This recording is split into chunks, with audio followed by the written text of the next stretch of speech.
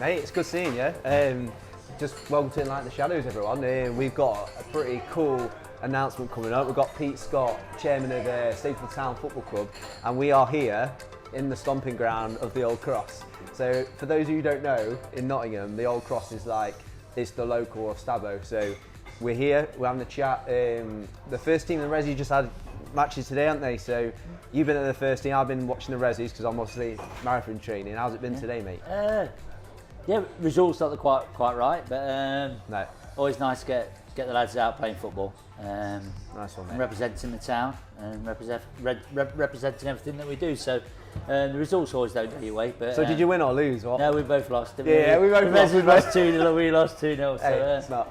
No, it's, nice one, mate. as always, we could have won. Yeah. But yeah, it's just nice to be a part. Saturday afternoon's nice. It's football Definitely, time for everyone, and it's just nice being out. And the Yes, results don't mean everything. It doesn't, and it's quiet in here tonight because usually, for the viewers who don't know, the cross can be quite freaking leery and quite loud. And we're quite blessed because I thought about this interview. I was thinking we're gonna have to like go out in the garden or somewhere out the back, but we're here and it's quite loungy, isn't it? It's a good vibe tonight. That's a reflection of the results. Everyone's got home to clean the boots and do stuff. No, but no, it's cracking having you, mate. Thank you. So I've been at the club about 3 or 4 years now. Yeah. Close friend of mine, Matt Moody, who runs the Resi. So I play in the Resis and just love this club. And what's kept me part, mate, of this club and coming back every year, you know, I'm at the tender age of 33. So we're having a chat, mate. See, this is raw and real right now. So yeah, I'm committed to this club. I love this club, and you know, as people know, Enlighten started from the lockdown.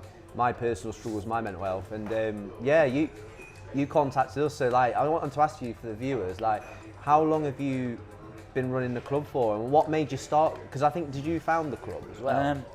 I think when you look at who founded the club and everything, like, there was a small group of people. There's 4 of us that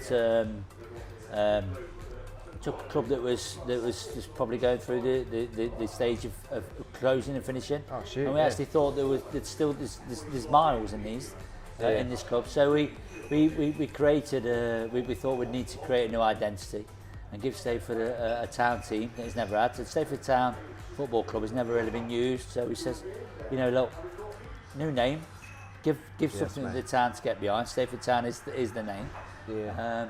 New badge, new kit Yeah, identity. when you told me, I think this was about, I don't know, it was about a year or so ago. You're talking about the crest as we got on our shirts.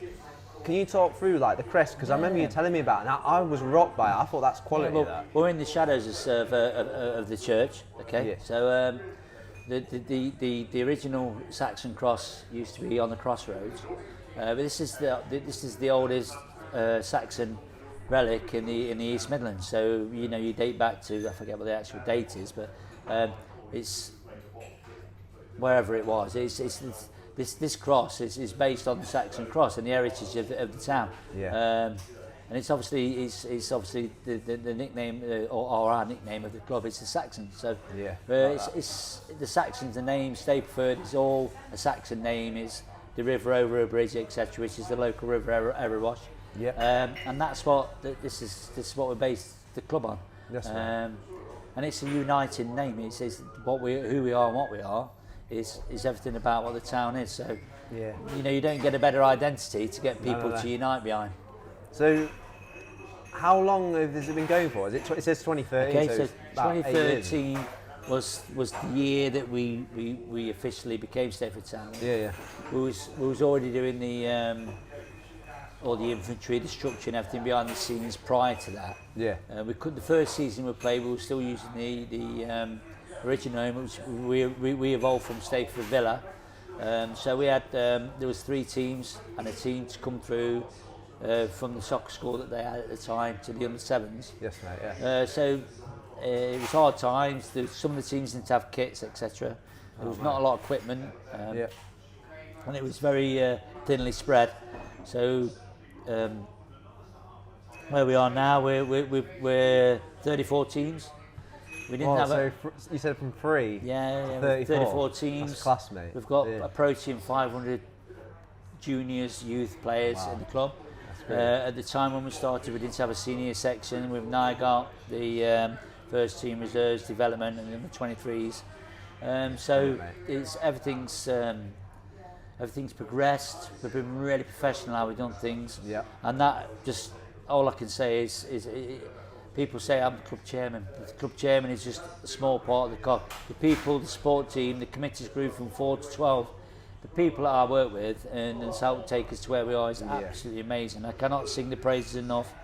The structure that we've created, and to speak their praises much, to make them sound better than where they are.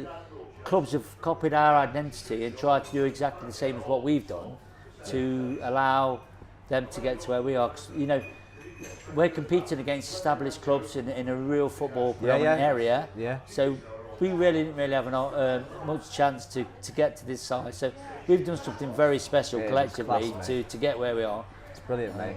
And here you are. Here we are, sat here having a pint in the cross.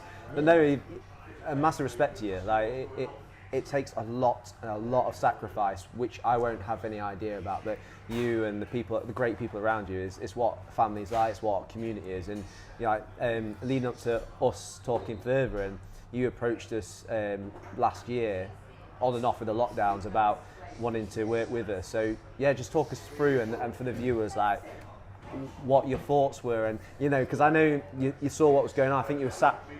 Correct me if I'm wrong. I think you were sat like kind of just watching what was going on and stuff.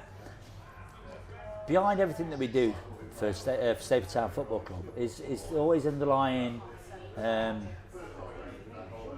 wanting to be the community. We are community status now, so we've gone through the FA standing. So we've been the charter standard, we've been the development club. We're the community club now. Yeah. We've worked hard. We've got that status as being a community club.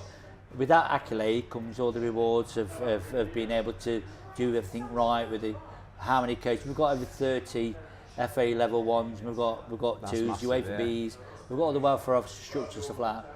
But the underlying thing is the community tag is absolutely amazing. So we've always been thinking that the football club can be a fantastic vehicle to give kids and youth and adults the outlet to come and support and get behind the town. But there's always the drive to use that vehicle to give other opportunities and support in various different ways. So we obviously what we're talking about now is with the mental health is massive, but with Enlighten the Shadows, we've seen that as like, well, this is the progression. We're a community club. We've got people coming through to us playing football for us. Adults, juniors, we don't know whoever might need this. We wanted to engage with yourself, especially with your kind of reflection, with the club. You've been with the club, you love the club, you do it. Yeah. It's just like it was just the obvious thing to do. We want to be able to offer support to people that might need it. That's quality, mate. We can't do it. We haven't got that skill set. Okay. You guys have got the skill sets. Yeah. And that avenue is now going to be open. And so. I want to thank everybody who's involved with Enlighten the Shadows. It's amazing what you're doing. Yeah. Because it's like you and me, we're the same, aren't we? Yes, I lead it, I founded it. Yes, the same with you. But what's so important is your circle around you. Like it's the men and women. For my case, the men. So it's the Steve Roses, it's the Richard Smiths, it's the Blaine Hancocks, the Jack Andersons, the Paolo Pidieros, who have from the start been there and just constantly committed. And I've got people in Australia now I used to go to school with, doing loads of online work, and other volunteers on the admins on the group, for the Facebook group where people chat and open up. It's massive, mate. You can't do it by yourself. No, of course not. It takes sacrifice from them, and it's just a beautiful thing. It's how families function. It's how communities function. So yeah, mate. We're buzzing. We're so buzzing to I think it's work amazing when you've got a product like you've got. And I say product, I don't mean that to make it sound like it's some shop bought kind of thing. No. It's obviously amazing what you do. Thank then you, to be able to have what we've got in regards of all the people that's behind the club, over 1,000 people, parents, kids, children, adults, stuff like that. Yeah. And then to have this opportunity, if somebody needs to be able to use it. It's the same with the anti-knife crime that we're doing, with the DARE programme that we're developing with the FA and stuff, giving kids better life skills. fundraising for Prostate Cancer UK. Treetops is our chosen. This is the community aspects of what we're doing, and this was just the perfect thing for us to do now, to get you guys involved with us, and help it. It shows what we want to do as a football club. Yeah. A community football club is exactly what we want to do. This is the model. We want to use the football club as a vehicle to promote the town, the community, and give them opportunities to not just play football. But we've got these guys, you guys. It's like you know, you're tailor-made to come and sit in with us because of what you do, and you're involved with the football club. Absolutely, it's like two-way service, and no-brainer. It is, mate, and it's really exciting because like at the end of the day, yes, this is a football club, isn't it? And the viewers will know that, obviously, but we're human beings. You know what I mean? We're human beings. Like, how many percentiles of this football club are going to be professionals at football? It's probably less than 1%. But so you're dealing with 99% of those 1,000 people who are going to go through suffering in life, who are going to have things that come their way, and it's going to affect their mind and their life. And it's like, you know, yeah, just massive respect to you for approaching this, and we appreciate you guys, because like a lot of people like see the work and go, oh yeah, nice one, good on you, and then that's that. And we're like, no, our heart, this for the viewers to know, like we are so passionate about networking, because we don't think we have all the answers, but together we're stronger. Together we can move forward and you know, make people's lives better. And that's what we're there for. Yeah, so I'm so buzzing. I think you've stumbled on, without, I don't know if you realise what you said, but I think you've stumbled on the biggest statistic there. As a football club or as a community, we are likely to encounter a higher percentage of people suffering from mental health than we are producing professional footballers. Yeah. So wow, yeah, it's true, isn't it? The balance is football is brilliant, and it gets people to be able to do everything. You know, football-wise, you can coach, you can referee, you can be a physio, whatever. Massive opportunities, but there's a bigger proportion of people involved that will suffer mental health and make the professional ranks or go to academies and things like that. So, you know, from our club perspective, we're not Real Madrid, Barcelona, Bayern Munich, etc. Man U, we're a local town community. So we have more of a responsibility to provide services to the community than thinking that we're going to create the next Cristiano Ronaldo, Messi, etc. And that's the bottom line of where we are and what we are. Love that. Nah, it's class, mate. I'm buzzing. At the minute, as people may or may not know, like we have a private Facebook group. We've got over 550 men on that. That's our primary signpost in these preliminary kind of stages of this partnership. But I think we're going to thrash out some really cool strategies moving forward, how we can support the young people better, young men, so they've got positive role models, and so that we can grow them and inspire them to be like better human beings. Because I've always said this, I don't know about you, but for me, the reason why there's brokenness in society generally, for me, is that we're a fatherless generation. So like I personally, you know, I love my dad, respect him, honour him, but he left when I was like 7 years old, and that had a lot of consequences to it. And then you look around, Pete, and the viewers will as well, like where there's fathers not present in family homes, that's where you'll see gang culture, that's where you see knife crime, that's where you see shootings. And you know, we'll be blunt about it, like, you know, there have been things in the last 24 months in this town, this great town, but where there are young men that are searching for identity, belonging, role models, and then they just find it in the wrong people, sadly. So they're easy pickings. They're easy pickings for people that want to exploit them, and it's always there's always a cost to being exploited. Whatever you know, you don't know when it's going to materialise or whatever, and a lot of families don't actually know that their kids are involved or might be involved in things like that. So it's, look, I've gone through something very similar to yourself. I lost my dad when I was 7. I'm 53 now, so that's a lot of time not having my father figure alongside me to guide me through life. I've been very fortunate that I've had a real strong family around me that's given me really good life skills and helped me to make the decisions that was right. Not always right. You learn from mistakes. What we're trying to do with Enlighten the Shadows and everything else that the football club is doing is giving opportunities and giving people somewhere to come to if they need to speak, help, need to learn new life skills, or need to have someone to help them make decisions, or to feel vulnerable or threatened. We're here. This is what we are. We're a community football club. The opportunity's there. we'll try and give them the support that we can and help them make better life skill decisions that hopefully takes them away from the dangers and perils that happens with the kind of things that we know is out there. Exactly. Oh, I love speaking to you now and then. Like, we don't get to chat all the time, but I love catching up with you because like you're such a humble guy, and you love to serve. You love to be in the background and hustling, and you remind me of myself in a way where I'm like, and you challenged me off camera before we actually came on here, started chatting.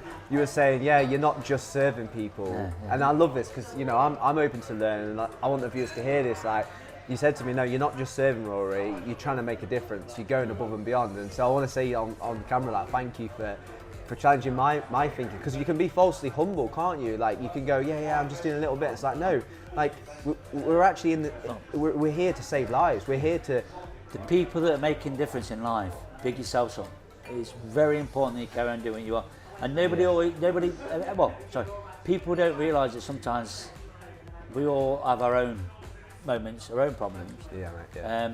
So we need time sometimes to share, our downtimes and speak to people. So even though it looks like they're at the forefront, everybody has moments when life isn't quite how they visit it and how it's painted by the media and everyone, or this materialistic world. People that live in the mainstream in life do not live a 24/7 paradise. We all go through a moment, regardless if you've got money or not. There's losses, there's bereavements, there's struggles. Everybody faces them, and everybody needs an arm around the shoulders at times, and everybody needs someone to speak to. And the more organisations that could offer support, and the more people that want to stand behind each other, the bigger communities become, and the more people get, and the less fatalities we'll get, people taking their own lives or thinking that's the only way out. Because there is different opportunities, there is different alternatives, but they need to know it's there, and that's you guys. Mate, it's been class, honestly. Loving it, and excited for the future. And we're gonna save lives. We're gonna change lives. We're not messing around here. We're serious. And thank you for officially partnering with us. And amazing. It's exciting. So we'll see you around. Thank you. And for the viewers, thank you for tuning in this short episode. This is Pete Scott, the chairman of Stapleford Town Football Club. And guys, we'll see you next time.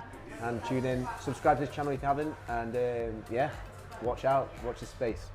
Cheers, mate. Thank you.